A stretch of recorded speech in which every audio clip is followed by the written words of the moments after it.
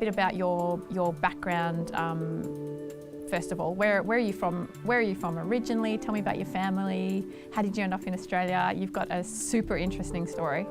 I was born in Laos, in Southeast Asia, and my father, he was a teenage soldier in the war, and then in the Vietnam War, and after the war ended and the communist takeover, we had to flee.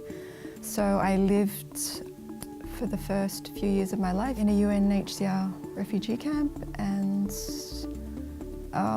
we ended up in Australia when did we come? 1979, 1980. How did you start East and Weft, and tell us what East and Weft is and what it does? So in 2002, I had the opportunity to go back to Laos. I got a job with Unicef as a scriptwriter for children's books and cartoons based on health and education. So we would go to these remote villages and do research. We would visit these villages that, still today have no running water or electricity. We'd have to drive for hours and then walk, trek, hike, and in some of these villages where we stayed, after work there was nothing to do.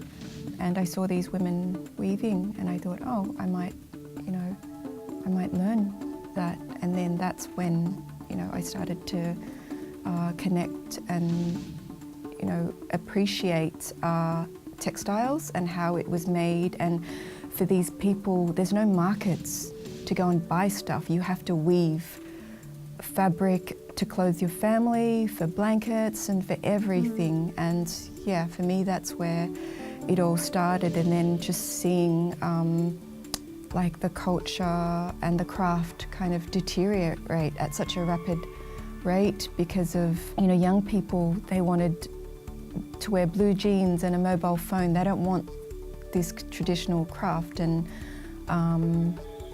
yeah, that's where it all started. I think your social enterprise is quite unique because a lot of social enterprises will just support women for a short period of time and then they go and do something. But I know your weavers have been there since the start, haven't they? You're supporting them long term, and they're in turn supporting their families, and there's quite a wide ripple a network, hundreds of people.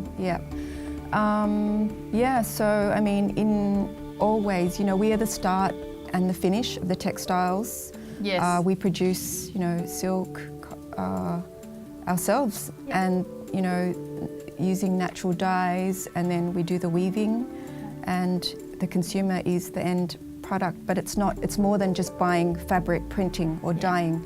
And with Casey, we made a pact that we would support them in every single way that we could until they wanted to leave, or they were,